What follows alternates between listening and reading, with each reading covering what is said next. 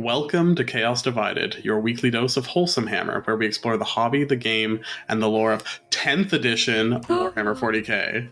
We're your hosts, Nurgle Snurgle and BlushingNoiseMarine, and it's 10th. We're excited. Let's Let's do this. So to get us started, I think we have to go back to that announcement trailer. In the spires and the slums, our people sing of victory. Victory as the galaxy burns. Victory as the Imperium rots around us. Victory as humanity rages against the dying of the light. That's Reboute Guillemot. Ooh, is he French? Guillemot. I have heard that pronounced that way from GW. So I always assumed that was what they were going for. Because, Gulliman sounds... Yeah, Gulliman, Guilliman. Right? Where was that quote from? That's from, the opening trailer to, the cinematic from, for the announcement for 10th. It's he's in, looking at the galaxy as it just, goes to hell. Yep. It's hell. So, 10th is here. And I think it's pretty clear that we're excited. So what are your thoughts right now? Before I get in, I feel like I could talk about this forever, but what are your thoughts? Honestly, it's all over the place because you definitely hear what other people are thinking, and then you gotta put your own thoughts into that. So I'm excited because it's just something new, something fresh. It's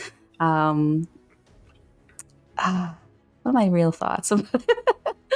Maybe to get started, I know you just finished painting half of a Leviathan box. How was that? I did the Tyranid side of the Leviathan box, and I grinded this week. Holy crap.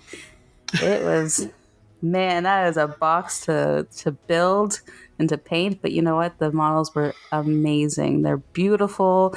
I loved it, but it was more of a challenge to be okay, 10th is coming out tonight or today, and I really want to get it done, and it happened, and I might pick up half the box. I know throughout the entire this entire week, Blood God was I want this box, I want this box, I want this model, I want this model.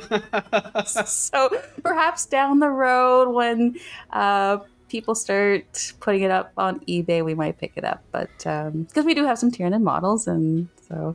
What was your favorite model to paint of them? Oh, you know what? That Screamer was really great, and sorry, I don't know the names of them. I just know them as what they kind of look like. But there was the other big one with the smoke coming out of it. It really reminded me of the Venom crawlers from Chaos Space Marines, and that was great. I love painting big monsters, so that was probably my favorite. Even the little brain guys, the little tentacles, or someone commented to me, they're cauliflower sticks. Because they kind of do look like cauliflowers, but yeah. So that was that. So I am excited for new models, let's just say. That's my most excitement. Because I feel like what we've been seeing with Tyranids is that there's new models coming down the line, and the Codex is coming out in a couple of months. So I'm kind of hopeful that they'll be doing the same thing with demons. Well, I think they had said that there's going to be new models for every faction that gets a Codex this year. And did you see the new... what is it? Is it the Lictor? The trench coat Tyranid? His skirt. I thought that looked pretty sick. I love that, yes. I feel like I'm going to be painting a couple of those in the future. Oh. Nurgle goes to the hive mind. That sounds like a great title to an adventure. There we go. What are you most excited? I'm playing my first game later today, so I'm really stoked about that. I'm really just excited to see kind of the new interactions, see how things play out. Going from a fresh point, I've been watching a few battle reports, and the core rules are very different than 9th. There's a lot of very different interactions with that. I think it's definitely a more shooting friendly edition. But at the same time, I don't think the missions are friendlier to shooting armies. So I think it's going to force very different like styles of play.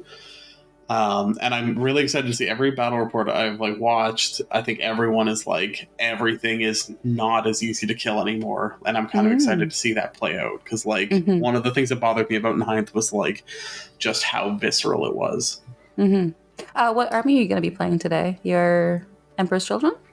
Oh yeah. Oh So yeah. they're Chaos Space Marines now because Emperor's Children. Oh. We weren't cool enough to get invited to the index party, so.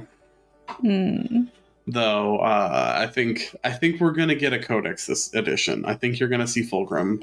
I was gonna say, yeah. I think Snake Boy himself is gonna come out and stop frigging around, literally and figuratively. You know what? Fulgrim is like the way he's depicted and some of the art of him, like he could make a beautiful model. Like not to say that the other like Demon Primarchs aren't also beautiful models, but like. You know, I think like Fulgrim, if they go to town with him like they could, like it could be gorgeous. Well, I've seen some conversions of him as well, and they've taken AOS models like the snake with like Sigvald and mashed them up together, and they're pretty accurate. So I'm pretty sure they could do that. Snake Boy with wings. That's I was gonna say, does he have wings in? I think they all don't. They all have wings. I think that's a part of being in. Like so, yeah. Ascending is you get wings. I don't know. They all have wings.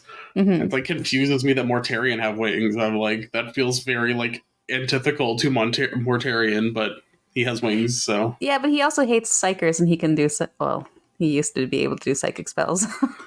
Right, Mortarion is just I think a little self-loathing. Yeah. He got into Nurgle's garden and he was just like, no, I'm gonna be the one unhappy thing here. That's how curmudgeonly Mortarion is. But then he has the cutest Nurglings around him. Well, you gotta bite, you gotta have your whippersnappers at your ankles. So yeah, no, I'm really excited to kind of see how it unfolds. I'm really excited to see just how different it's going to be. Because I mean, when a codex drops, armies change, but this is everyone changing all at once. Things that were kind of top notch before, it looks like are not as top notch. Like looking at Tau, the way people ran Tau lists before is not going to work as well anymore. It's going to be very different. So I think it's going to challenge people to kind of actually build their lists and think a little more critically about how do I explore this? How do I explore these interactions? Because it's also everything has a special rule now. And it's not so much about stratagems. So that's more understanding how things can work together. Which and you mentioned it before, figuring out combos. I think that's one of the fun parts of getting a new codex, and now it's a new editions. Finding out, especially the demon line, going undivided and taking a little bit of Khorne, a little bit of the Tzeentch, and finding that synergy amongst the army. I think is going to be the fun part. Well, I think until you actually get mono god detachments, it's going to be hard to build a true mono god. It's probably going to be difficult to play Nurgle demons without having any kind of rules that support them. Correct, because then you look back and you go, what's the point of going mono when other things from other gods can do even cooler things or more synergy, especially with Battle Shock or Shadow of Chaos stuff. Yeah, and I mean the Shadow of Chaos thing, that's huge. And I think Nurgle is kind of slow. Yeah. So if you don't have anything, because there's even, the whole tactical versus fixed secondaries now. So if you're playing tactical and you need to run to an objective or run to the corner of the board and everything you have moves 5 to 6 inches, you're just not going to get there. Well, there's that strat where you can teleport, which is very nice and spicy. It's definitely what Nurgle needs. And then with Be'lakor, not being able to shoot at anything outside of 18 inches is very spicy as well. So anything around him also he gives a lone operative aura. And it's any unit. So high untargetable great unclean ones. That's great. Okay, well, so literally, I think it excludes monsters and vehicles, but sorry, I'll take that back. But you got your Beast of Nurgle, you got your other units, and sorry, I take that back. Well, I was telling you I am bringing my first Nurgle unit in an army, and it's my Land Raider. I'm giving it the Mark of Nurgle purely because I can give it the strat to make it a lone operative, so you can have like a Land Raider that can't be targeted outside of 12 inches. Like, you can only shoot it once, basically. Beautiful. So I'm kind of excited because that'll really, and I'm gonna put Lucius and a full squad of Legionaries in there because Lucius gives fight first, which is like, it's not broken in this edition because it's not super prevalent, but it's very spicy. And it's just for the unit. It's not your entire army kind of thing, right? No, it's just the unit he's attached to. But the way it works now is your opponent always gets to select the unit to fight first in every turn. So if someone charges Lucius, he gets to fight before they do. Oh, so no more confusion. Yeah, because like you as the opponent get to pick the first fights first unit. So again, it's one of those, like, it makes it that much harder to fight him because you've also got 10 Legionaries beside him, and like you can do some spicy things with them as well. So have you? What kind of list are you taking today? So I want to try out Abaddon. I don't think he's as like auto include as he used to be, which I like. But he is like, he's worth including. I want to see how he plays, but he doesn't feel as like compulsory because he's not quite as much of a blender as he used to be. But he's also cheaper. Ooh. So I'm going to put him in a 280 instead of 350. Wow, that's a big drop. Yeah, but he doesn't have he doesn't reroll all hit and wounds anymore. So does he have a wound cap? I think wound caps are gone, right? Yeah, he doesn't have a wound cap, but I mean, you could put him in a 10 block of Terminator, so you got to beat through 30 wounds of Terminators first. Yeah. So, unless you have precision, but even then, he's like, multi-wound. Like, he's a pretty big target himself. Like, I think he's down to tough 5, but he's still got a 4-up invul and I think 5 or 6 wounds. And I mean, he has a 2-up save, and as I think we're going to talk about later, like, AP is definitely way down across the board, so like breaking a 2-up armor save is hard. So everyone can be saving out there. Yeah. So yeah, the Abaddon plus the Terminator. I just want to try it, see how it goes. But one of the combos I've seen is throwing a Hellbrute beside them. So Hellbrutes now give a 6-inch aura of, you get both effects from Dark Pact, so the lethal hits and the sustained hits. So Abaddon also gives all of the marks to the unit that he's attached to. So basically every attack, you have exploding 5s and auto-wounding 5s, no matter what you're trying to do. And then the Terminators can reroll all hits, so you can just like fish for it. The Legionaries give Lucius as well the reroll wounds of 1, or if they're on an objective, they can reroll all wounds. And Lucius has 8 attacks with precision, so that squad can also just like pick out characters. Wow. So there's definitely some like spicy, yeah. I mean, my little dancy boy on his little tiny base with his little whip. So I think there's definitely going to be some like fun combos there, and I mean, yeah, and some of the fun times with these combos is a lot of people not kind of expecting it as well. Like, you don't have people already knowing what you're doing, so you come to the table and you kind of perform, and they're shocked, and you get kind of shocked yourself, like, oh, it worked. Well, one thing I'm really excited, the combi weapons have anti 4+ on against infantry, but also have devastating wounds.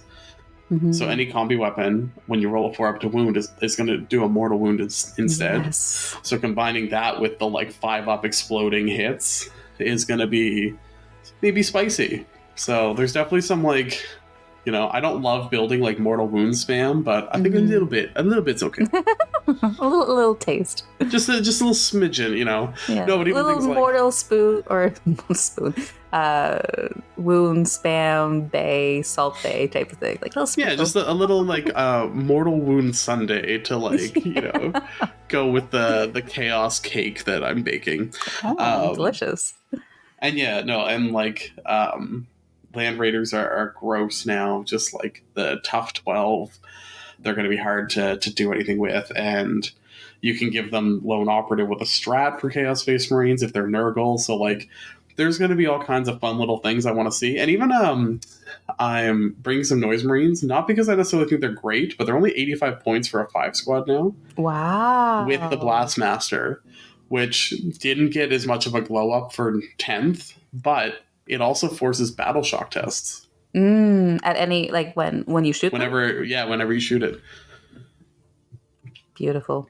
So I'm kind of curious to see. Combined with I'm trying out the Demon Prince with Wings also causes battle shock tests, but I gave them the Slanesh enhancement where they also cause battle shock tests. So I'm curious to see if I cause enough battle shock tests to see what I can do to people.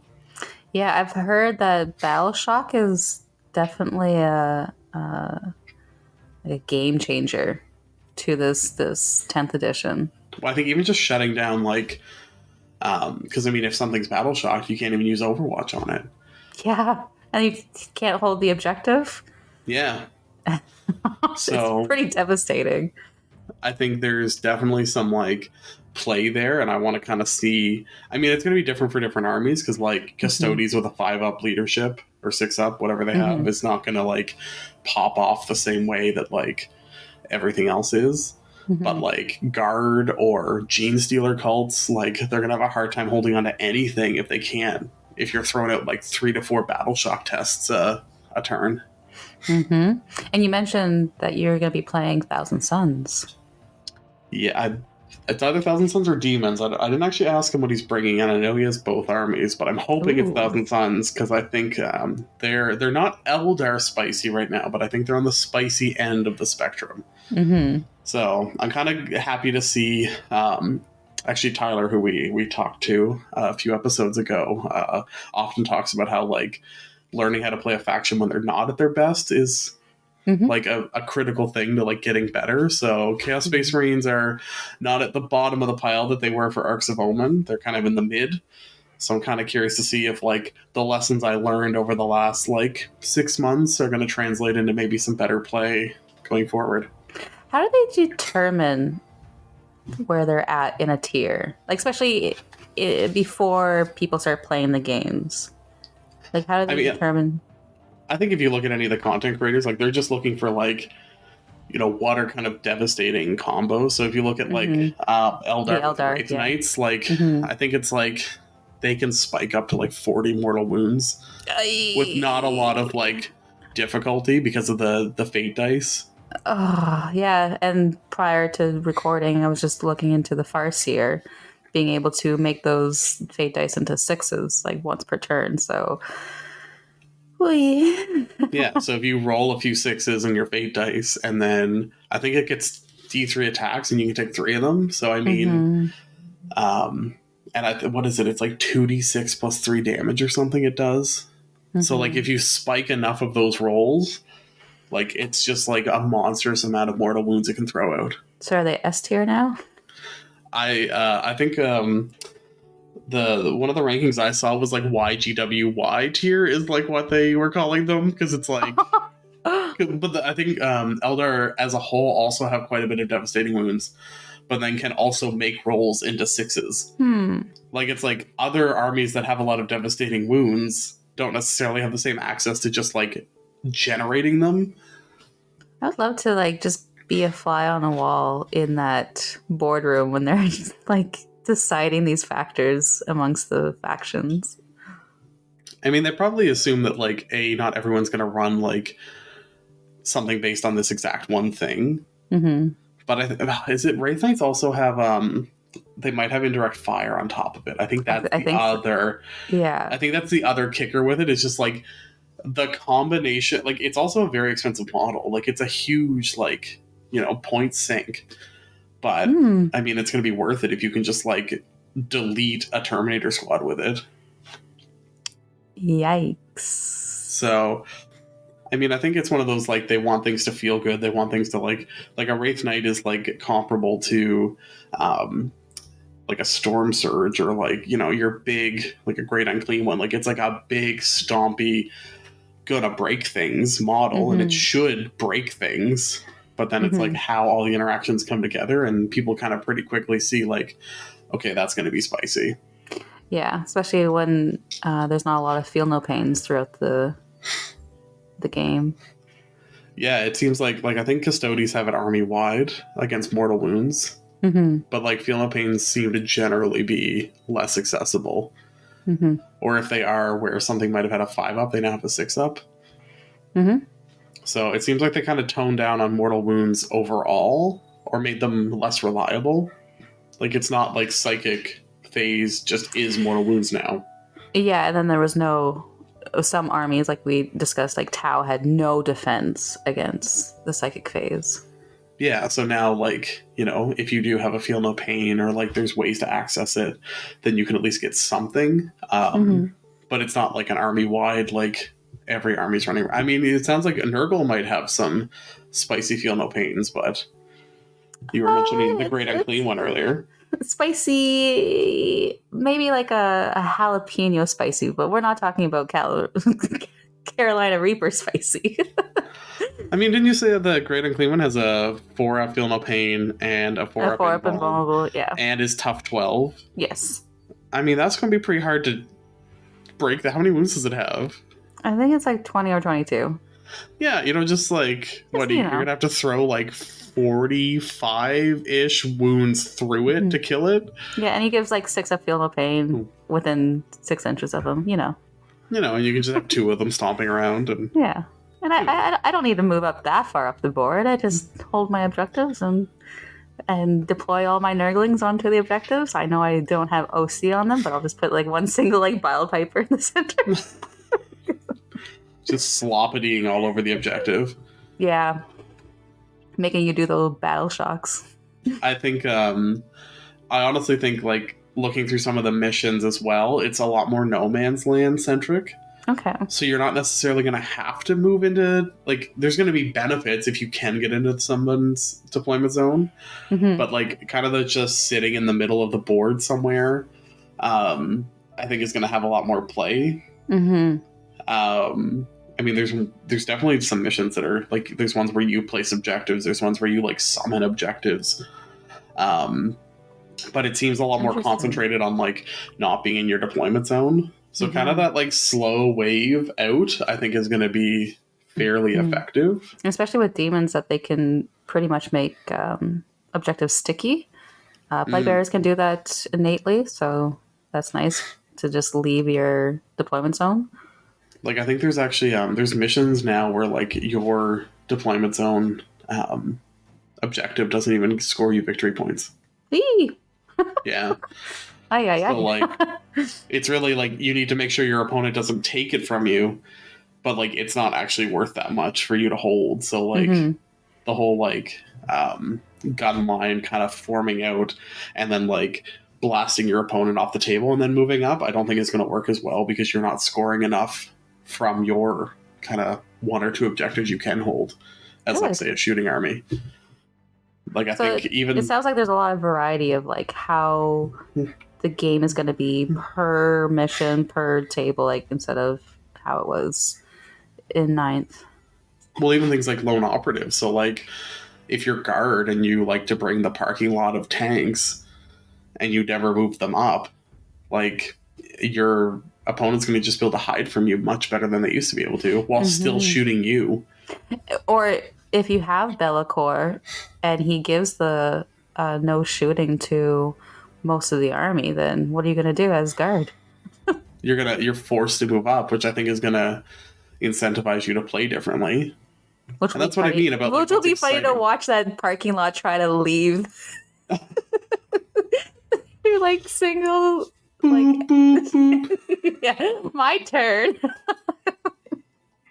They're like, all right, I failed to leave enough room for the first tank to leave, so I don't have a movement phase. I don't score anything for the first 3 turns. I can't shoot you. I don't score. Ouch. Yeah, so I think you're going to have to see people maybe be a little bit more careful about just, like, again, trying to hole up on their side of the board and just shoot away, because it's not going to be as effective. Like, Be'lakor shuts that down almost entirely. Yep. Like, if you can't target somebody, you can't do it. And I think, like, the Ghost Keel has lone operative, which is, like, that's a big stompy battlesuit that can, like, really do some damage, and you got to get close to it to even target it. And, like, I mean, getting super close to it is not a problem because it doesn't have any notable melee. but you got to move out. You need to be out there. I think, having played Tau in 9th edition, that whole Kao Yun, just hide from your opponent and, be jumping around and trying to avoid them, I think is going to be harder to play because you need to interact with your opponent so much more. That's great. I love that. And the first couple of months is definitely going to be clunky because I think people are still going to want to play like they're playing in 9th, like their style, and then they're going to have to adapt and evolve into whatever 10th is. Well, I even noticed movement is down as well. And there's less free movement in the charge and fight phase now. Yeah, with the pile-ins and consolidates, consolidation's a lot harder. I think you actually taught me how much I should fear consolidations our first game, and I think a Great Unclean One just cleaned half my army off the table because you were just I'm gonna smash through this and then hit this and then target this. And yeah, then, I'm closer here, so I'm gonna go this way, and then right, and you were like, oh, okay, I did not screen at all. This is great. Well, that's one of the first things I really learned about this game was the movement and how powerful. Blood God really taught me well with that, and watched a lot of battle reports and how powerful it was. Yeah, and I think because things that had 14-inch move now have 12. Things that have 12 might now have 10. It's not a huge shave off. But it's a notable amount, and I think there's less advance and charge available for a lot of armies. Yeah, well, for example, Flamers used to be 12 inches, now they're 9. And 3 inches is big. It is big. Don't think it's small. It's actually a lot bigger than you think. It's a huge 3 inches. It's massive. Yes. It's a ginormous 3 inches. No, but that's what I mean. If you're losing out on, Flamers are probably not a great example of things that we're charging a lot, but well, you don't want to charge them because they can fall back and shoot. Oh, do they have that now? Yeah, and they auto. They're back to auto. They're actually Flamers again. That's good. Yeah. So yeah, I think there's, hopefully if you're charging them with something, they just break. But I think the people charging, getting a big roll, and then making a conga line to an objective is gone because you have to move closer to the unit you're charging. So you can't end up further away than you were. Not being able to consolidate if something isn't in range. A lot of those things that just kind of people would kind of and kind of 2-3 inch their way across the board is all gone. Goodbye, daisy chain. Yeah. So I think there's definitely going to be a lot of changes how melee armies play, and technically all those core rule changes benefit shooting armies because they're going to be able to screen better. But I think the missions are going to force them to engage more. So it's going to be a bit of a give and take where you might have more leeway from the core rules, but then the mission pack forces you to play differently. I like that. You can't. Yeah. So you can't just do your wave of guardsman squads 3 1/4 inches apart. Because if you're doing that, you're probably not sitting where you need to be. You're probably not engaging with what you need to be engaging with. I can see a lot of people play. I can see a lot of people playing that way for the first month or so because, like I said, they're so used to it. They've played it like that for so long, and it's just going to be an adjustment. Well, yeah, I watched the battle report. It was mini wargaming, and it was somebody brought a very 9th edition Tau list, and it was against Deathwatch, and they just got stomped. Wow! Because they brought the crisis suit spam. They didn't necessarily have any big guns. They didn't necessarily have anything to screen with, and they had the crude hounds to kind of sit on back objectives, and they just disappeared. Deathwatch also do very well against Tau. Yeah, but they didn't have what they needed to really beat through what was being thrown at them. Yeah, we're way off the script at this point. I don't think we have much of a script, but is there any standout data cards for you? When you're looking through, I specifically tried not to look at Nurgle Demons because I was hoping you would open up the gift of Nurgle for me? It's a small gift. um, they're not. I would say out of all the demons, they're still not the standout. Slanesh is somehow a little bit more resilient than Nurgle. There's a lot of 5-ups with Nurgle, which is kind of ouchy. But it's gonna have to rely on the Great Unclean One with that 6-up Feel No Pain and being within him for the resiliency. I would have. He does bring back Plague Bearers with the bell, but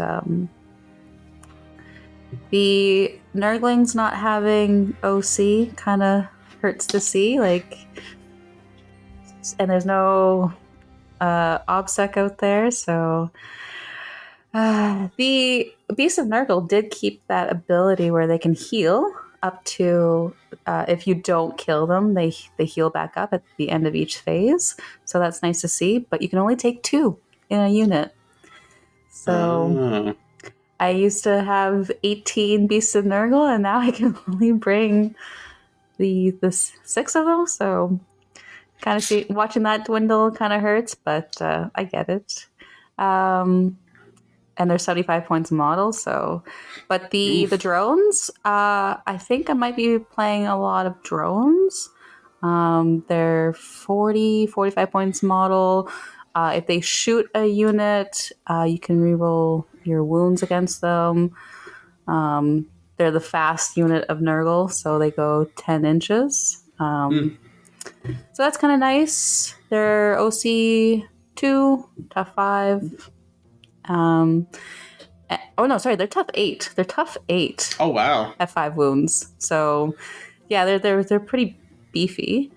Epidemus gives you a CP, which I think I'm just gonna remember the great old 8th edition days, because it's kind of hard when you start off with Nurgle Demons in 8th when they were actually pretty good. They had some really cool rules, and then you kind of see what's kind of happening. It's hard to really feel the love for it, but I am optimistic for the Codex that maybe GW out there, you can, if you hear my cries and my whimpers at night, make Nurgle great again. Even though I wasn't like that great, but Slimex is kind of cool. He has a 4-up invulnerable. Great and Clean One, like we said, has a 4-up. But yeah, it's pretty meh. I think putting a combo with other demons will be good, like especially with Be'lakor. Maybe put some soul grinders in there. Will be nice. Ooh, soul grinders. Maybe.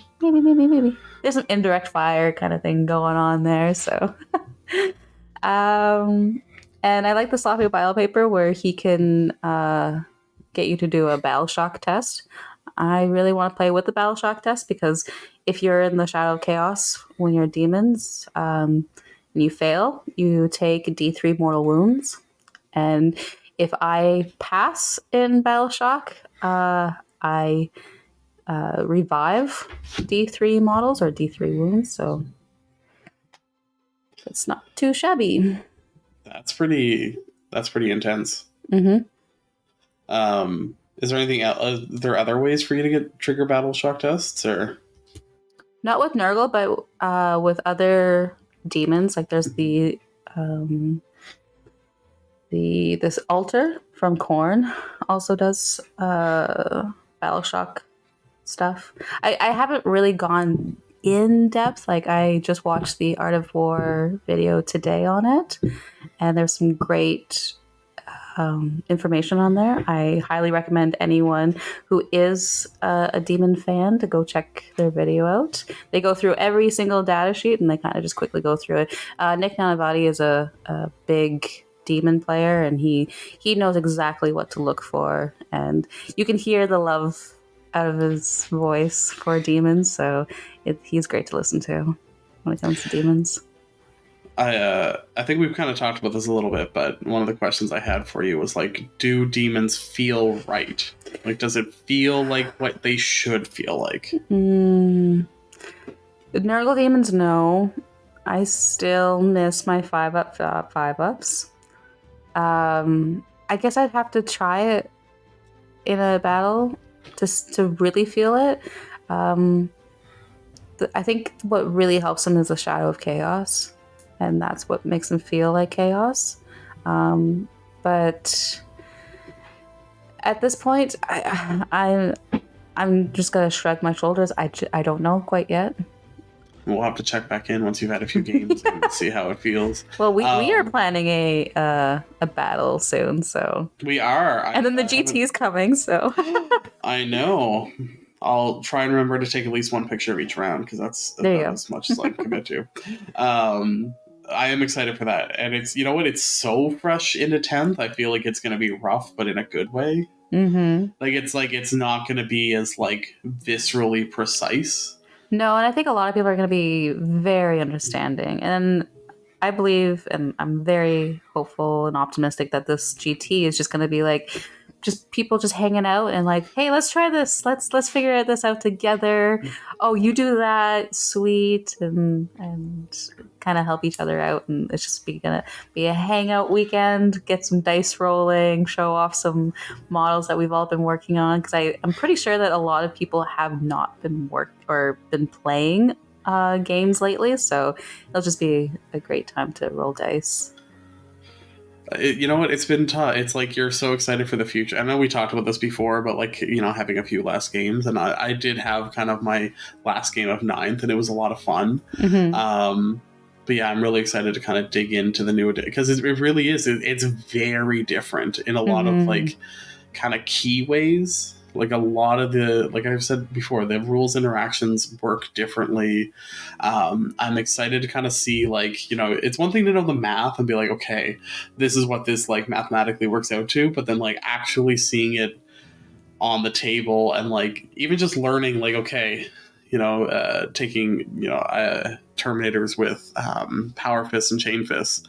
Those used to just be good against everything, and they're not anymore. Like, you can't just throw them at a big knight and then hope that they're going to actually, like, destroy it, because they can't. Because it's, you know, they're going to be wounding on 5s.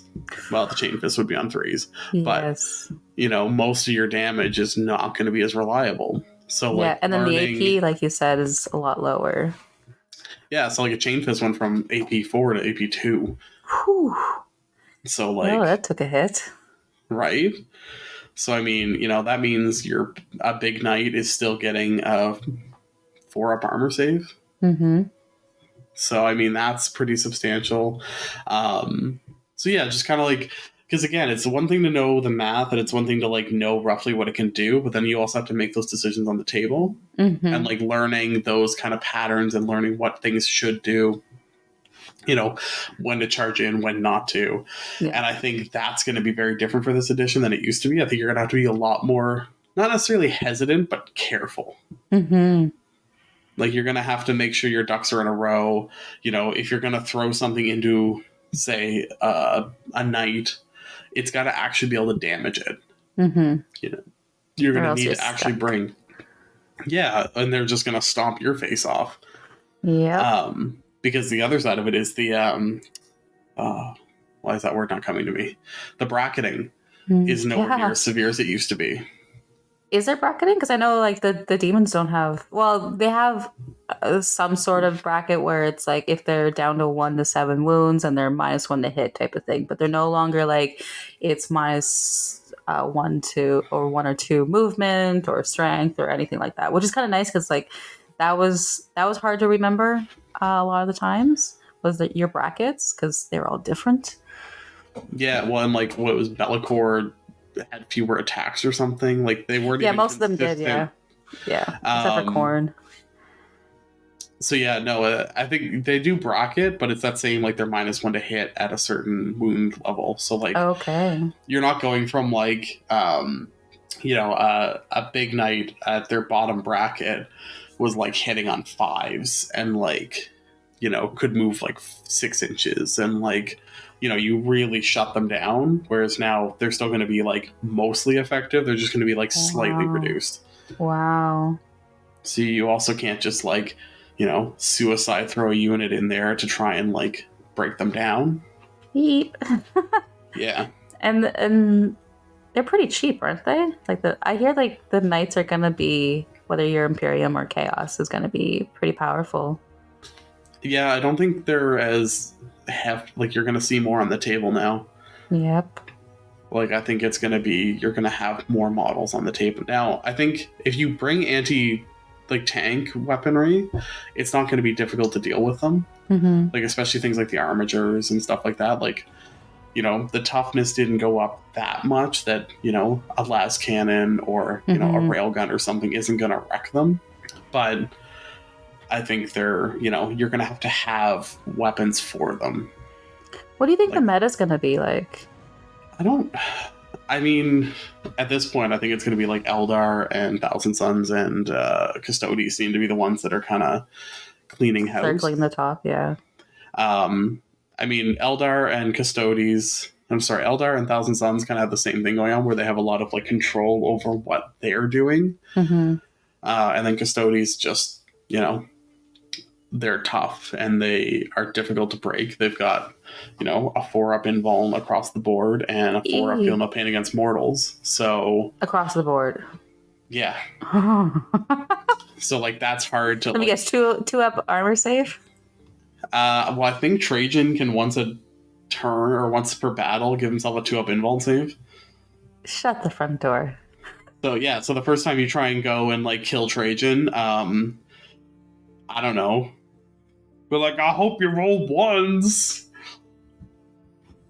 Right? Just like I believe in me, I guess. And like I think yeah. So I think Custodes are a tough nut to crack right now, just because of like the way they're structured. They're very tough, they're very elite, and they don't really care about what you're doing. Whereas, like I said, Eldar and Thousand Suns with the Cabal points kind of have a lot more control over what they're doing, so they can just kind of like make it a more favorable situation for them. And I'm not even just talking about like Wraith Knights, like that whole nonsense of like Mortal Womb, I don't know, Armageddon that they can deliver.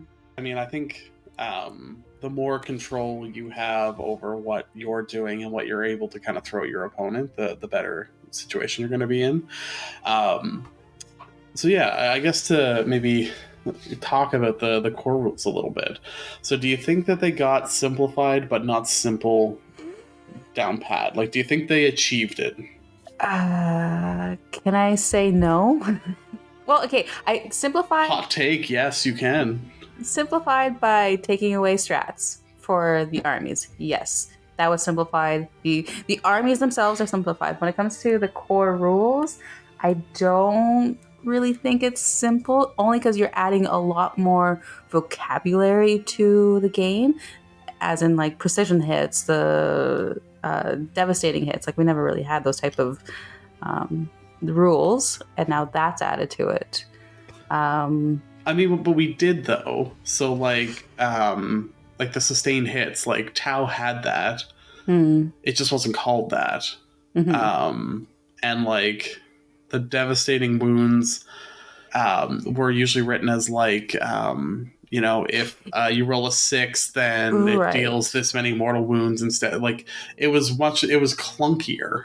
Yes, and it was more like specified for the army. Like for Nurgle, you could have auto wounds, essentially. Yeah. So yes, that was more simplified. That I guess that was just an uninformed hot take, but from like trying to get into the new edition, I guess it only because I was comfortable. I felt like going from 8th to 9th was very comfortable. Going from 9th to 10th is a little uncomfortable. That's fair. I mean, it's a different system. Now, see, I played when Universal Special Rules were a thing. Mm-hmm. So, like, I feel like it's kind of like a return to that. Right. And I didn't go through that. So, and I understand that a lot of people have brought up 5th edition or, this feels reminiscent to this edition. And if you had gone through those editions, yes, it feels familiar, but for I think a lot of people who haven't, it does feel a little different. Well, I think like it's another thing that like I guess it's an element of like if something you would have had to go to just the data sheet for, you now have to have the core rules to like remember what that is. So it's like once you learn it, it's going to be fine. But yeah, it's another thing that takes you away from a data sheet. Yeah. Where it's like, oh, what does torrent do? What's a lance weapon? Like, especially the ones that you don't necessarily interact with all that often. Yeah. Like some of them are obvious, like the anti, but like even then, like I had to go look up whether or not it's a regular wound or a critical wound, and anti triggers critical wounds. Because then again, so anti combined with devastating wounds is like huge. But yeah, I had to like piece through. So I get what you mean. I think that's fair to say that like you have to figure out what the universal special rules actually are, and that can involve some going back and forth. But I think once you get them down, it'll be easier. Yeah, it's just like adding more language to the language that we're already speaking. Yeah, but I mean, somebody coming in to 10th for the first time wouldn't have any of the old language. They would just like, they wouldn't be talking about like auto wounding. They would just be like, oh, that's what torrent is. Yeah. So it's, yeah. So I think it's like, I think that'll sort itself out. But yeah, it is something that like information that used to be on a data card is now not. Effectively. Yeah. Is there any changes that you're a fan of? Battle Shock. I think Battle Shock, I want to see it in game, but I think it's really cool. Yes.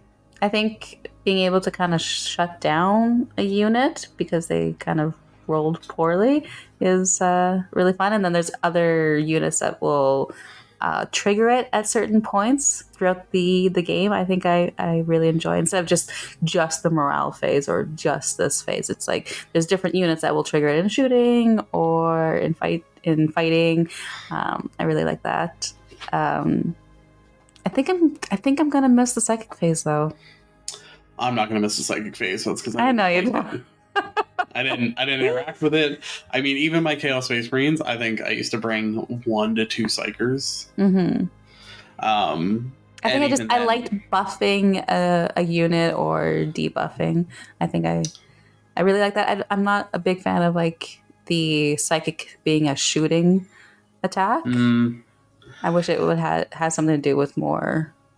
Like, I do miss some of the like utility of the psychic phase. So like, being able to have a roster of spells and try and build out a list that then like use those buffs. Whereas now you have to attach a character. Like I look at like the Dark Apostle, who went from like almost a mainstay of every Chaos Space Marine army to like barely viable. Because they lost all of the utility and like the control you had over them, because they just like, I can't remember what I think they give +1 to wound or something, or -1. It's something to do with, it's like it's nowhere near compared to like basic what like Illusory Supplication did. Like Illusory Supplication was like bananas, and now you can attach them to like a cultist or a legionary squad, and they're. So what do they do with the Master of Possessions? Maybe they're the ones that give like -1 to wound or something. They're fine, but they're not as like oomphy as they used to be. I didn't run one because I didn't have one, but I like what Master of Possessions used to be taken for is now a strat. It's a Zinj strat. Oh, okay. So yeah, you're really more limited to like CP use for a lot of those things. So like I feel like a lot of the like psychic buffing and like prayer buffing CSM has been moved into strats. Okay. Because like CSM strats are really powerful, but it's limited. You only have 6 of them. Although I kind of agree with that, because there was times where you're playing against Space Marines or Chaos Space Marines, and when it comes to the prayers and the litanies and they get it on a 2-up, it's like, well, I can't deny that, or I can't. Yeah, you just get this really powerful rule. Which, I mean, the Dark Obscuration for Nurgle giving Lone Operative is honestly more powerful than Illusory Supplication was. Because you can just put that on something and then you get the one unit that's shot at it shoots, and then everyone else is out of luck. So I mean, that was really powerful. They made it more powerful, but now it's a CPU, so it's more limited. So like, I get how they moved these things around. It's all still there. Like the toolbox is still there, but because The it's tools have locked to been moved CP, around. yeah, but because it's locked to CP, it's more limited. Yes, and you have to like really plan for it, or you have to decide whether this is the opportunity to use it now. It's not given. Well, and because much. the extra effects are tied to what mark you've given them, like you have to plan in the list of development, like what you're going to need them to do. So like, you know, I said before about like picking a Nurgle Land Raider. It's not because I necessarily think that's the right mark from a damage dealing perspective. It's because like that lone operative strat is too useful for something that's that big that I want to be able to just like blast its way into the middle of the board. Did you enjoy making your list? Have you tried the new app? I have not. Other than the very prevalent warning of it's not going to be free for long, Yeah. I didn't love that. Because like, I don't know, I've given Games Workshop enough money and they already built the app. Why would I have to pay for it? I heard a really good argument the other day, and it was if you kind of just take it as a loss of like us not having to pay for the app, it will make us pay for more models. Like, we will give you the money in some way, but just when it comes to books and the app, people don't really want to do that. It doesn't feel good. It doesn't feel like we're a part of this game, this hobby. But if we have that money, we're going to put it towards models. I think like the easier it is to be creative about list building, the more likely you are to find new things that you are then going to want to buy those models to do. Yes. Yeah. Like, I do like that everything's accessible, you know? For now, asterisks. Well, I mean, but honestly, that's what forced people to like I haven't heard anyone talk about like Wikipedia in a month. Right? Or Battlescribe, because that's gone. Yeah, so like, you know, if you make these things accessible, then people also know what everyone else has got going on. They know what's going on with their army, their opponents, and they can access it all, you know, without trying to get around anything. Yeah. So I think like as it stands right now, it's actually very nice. I find it a little clunky for some units because it doesn't test as easily as like Battlescribe did. So like I was playing with a list. I just bought some Chosen off somebody, and I trying to get that unit set up took me like 10 minutes because it wasn't telling me what I did wrong. And it was like I had too many bolt pistols or something, and it took me a while to figure out. I had to go through like line by line multiple times to figure out like where I'd made the mistake, whereas Battlescribe would be like, you have too many of this, but if you looked at it, it would be like, you have too many selections of this thing, or you don't have enough selections of that thing. So you'd be able to like go back and figure, oh, I should have picked this instead of that. Whereas it just goes like, you've set that unit up wrong. Do you feel like this could be just an easy fix for the app? Just like an easy upgrade? Like, it tells you if you've done it right, so it would have to know what you've done wrong. Yes. Okay. So like, you know, even if it was like, because they might be trying to avoid like you saying like, oh, you should set this unit up this way versus that way. But like in that case, it'd be like, okay, you know, your unit has too many pistols. Like, you know what I mean? Like, just like whatever category it was error checking against that it was wrong, just give me a clue. Do you feel like this is like their way of doing like a beta testing before they put it out on the market? I mean, I wouldn't put it past them. It's kind of an easy way to get everyone to test it. Yeah, it's a good idea. I mean, it's probably going to get wrapped up into Warhammer Plus. That seems to be the thing they're pushing. Oh, I was just about to say, I hope it's not a subscription. Oh, it's definitely going to be a subscription. No. Yeah. Because if it was like a one pay type of thing, then I would agree to that. But if it's like a monthly thing, that's a feel bad. Because what about the one person, or the one person, the people out there that just want to play like one game or want to try out a tournament and want to use the app so that they can build an army. Now, I will say, and doing this off of a phone would be much harder, but like sitting at a computer with an Excel spreadsheet and the index cards and the Munitorum field guide was faster than building it on the app.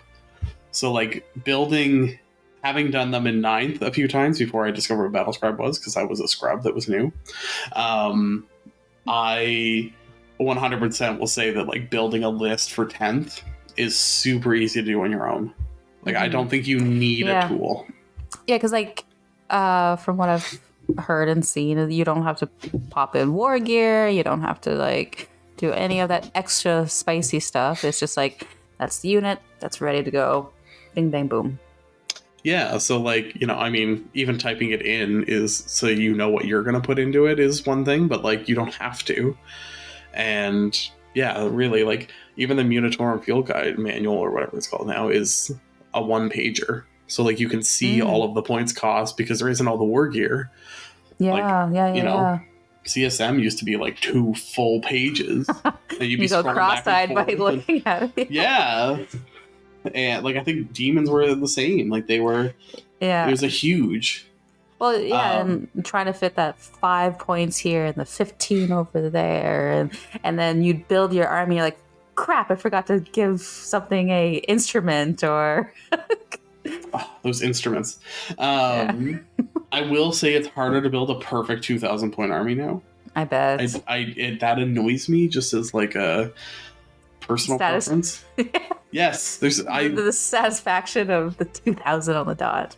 I will make a slightly less efficient list for a perfect 2,000 points rather than like 1995. You're getting your money's worth in this, right? I will take every possible point. No, but it's almost like it's like a point of satisfaction and like I don't know. It's like a mark of victory. It's like I used every possible point, and it's like you know you're definitely forced to make some much bigger choices where it's like, maybe I'll take off this piece of war gear versus that.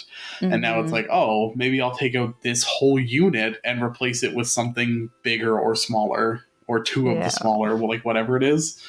Because it always felt bad, like building a list, especially with 9th Nurgle Demons, and be at like 1980. It's like there's 20 points. I feel so shortchanged in this. How many points were Nurglings? You couldn't just have more Nurglings? Right, they were 20 points, but they were 20 points a piece. Sorry if I was like at 1985 or something, but either way, like when you're off by like 15 points or more, it feels bad. It's true, yeah. And that's where, like, I got a list up to 1995. I made a perfect 2,000 point list, but it's definitely harder. Like, you definitely have to, like, make different choices, and you have way less, like, control. Terrain rules. I don't want to talk about terrain too much because that might be a future episode. But how do you feel about like some of the new terrain rules, like not having dense, not having heavy, not having like all of these different categories? I'm going to be completely honest. I don't know any of the terrain rules. So please enlighten all of us there, BlushingNoiseMarine. I think we're actually going back in time, really, because we're more so looking at like everything can get cover now. So if you're not fully visible and you're on a piece of terrain that gives you cover, like your tanks can get cover now. Your like, greater demons. Your greater demons can get cover now. So I mean stuff that's got a 2-up, a land raider can get a cover save. Which means that like a melt-a-gun you're still getting a 5-up armor save against. Which is pretty huge. So I think I like it. I think it's positive. It's going to require different play again because, vehicles didn't interact with terrain really before. Other than they were impeded by it, but they didn't benefit from it. So, things like, do you park your dreadnought half out of a building? Yeah, you do. Because why wouldn't you? Yeah. So are we looking at vehicle edition?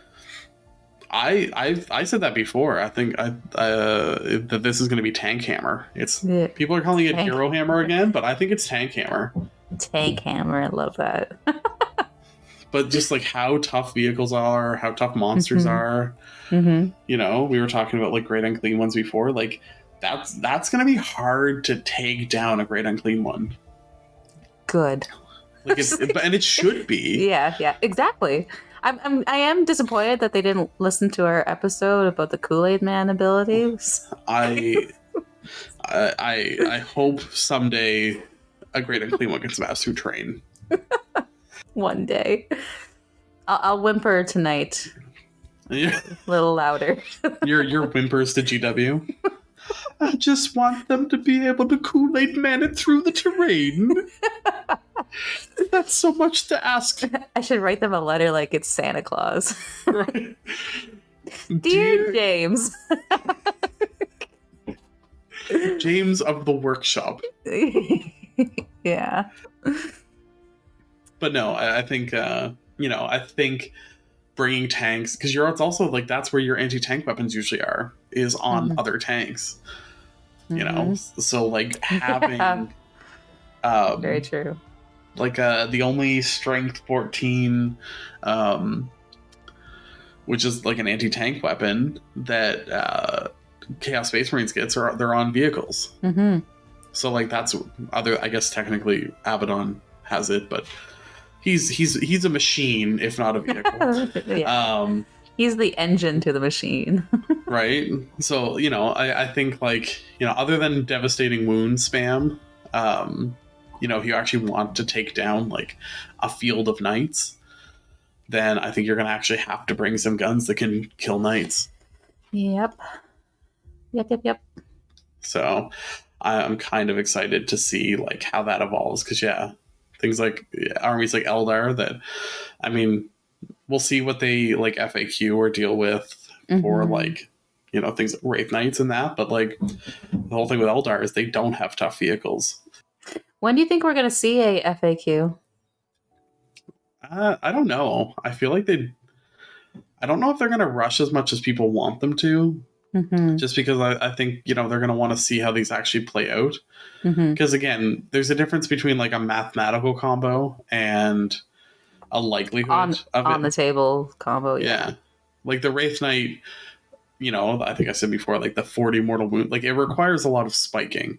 It requires having a lot of 6s for fate dice. It requires like, you rolling very well. Like it requires a lot to go right for you to get to that level.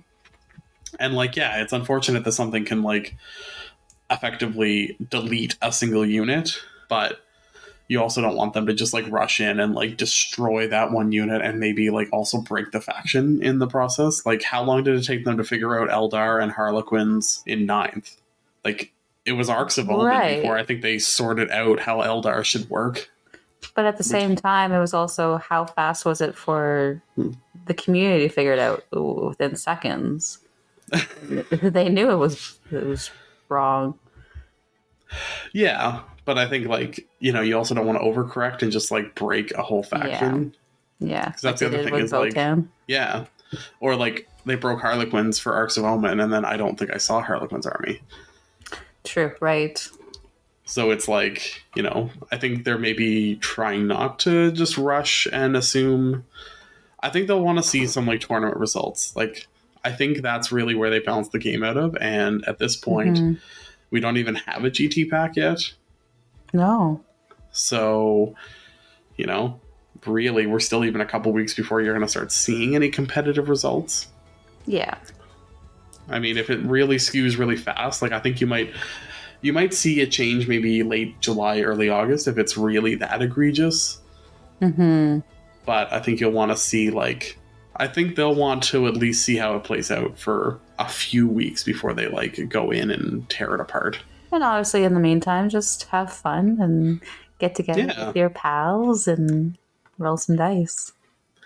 I mean, the reality is that like, it is a less killy edition. So like you're probably not going to be tabled anyways. So it is about playing the game and like, you know, playing against somebody who maybe has a more rules based advantage over you is going to force you to learn your army better and like take advantage of those moments. Yeah. I mean, yeah, it might not be fun to play against somebody who's trying to like cut the bleeding edge of the meta, but it also depends on like, you know, if you're at your local game store and you're like, man, I don't want to play against that, they should also be kind of accommodating. Yeah.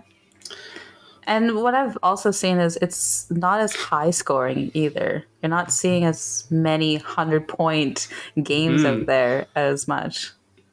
Well, I think the primary is both harder to score, but also where more of the scoring comes from. So it's 50-40 versus 45-45.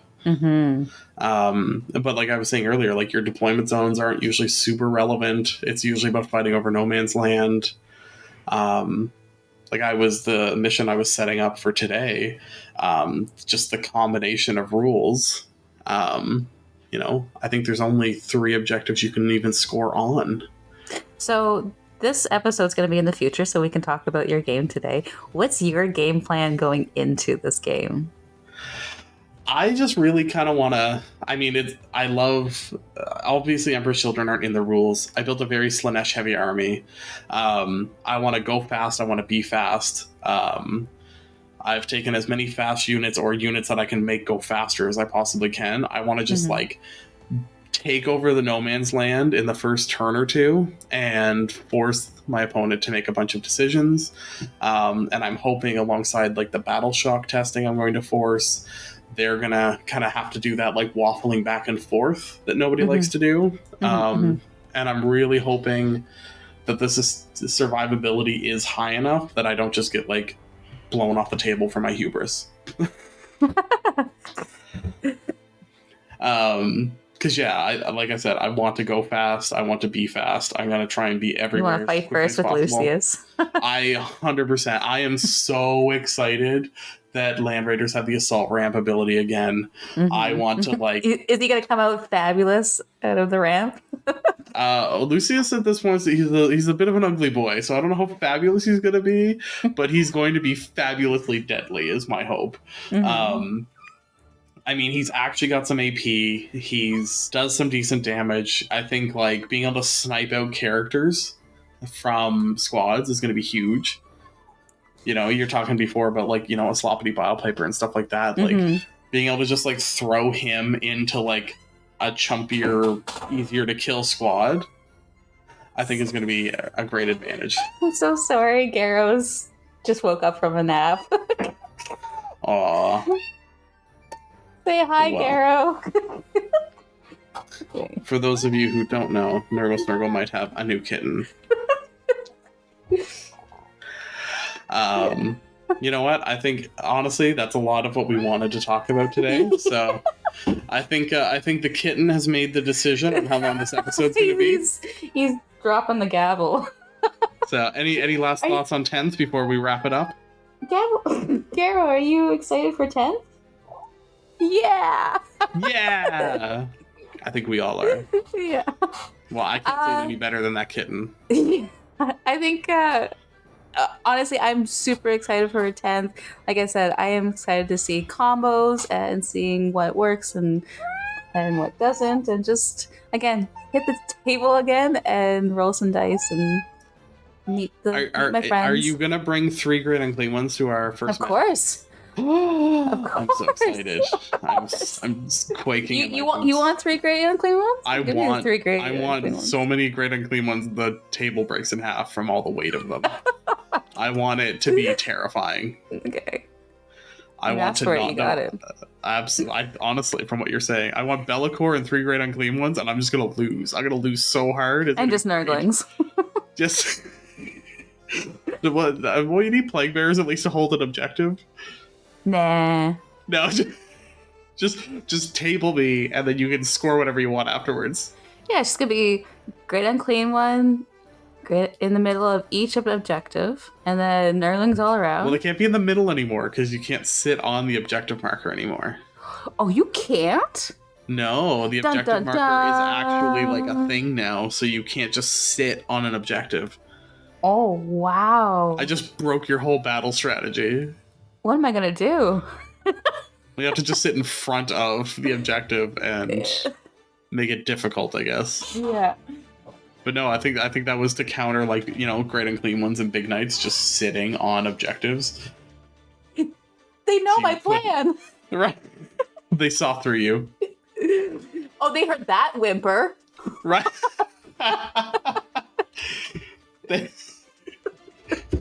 They see through the things you wanted to do, but not the things you needed. GW, why do you hate me so much? I'm sorry. Yeah, Garrow's upset too. He's upset. You tell GW, Garrow.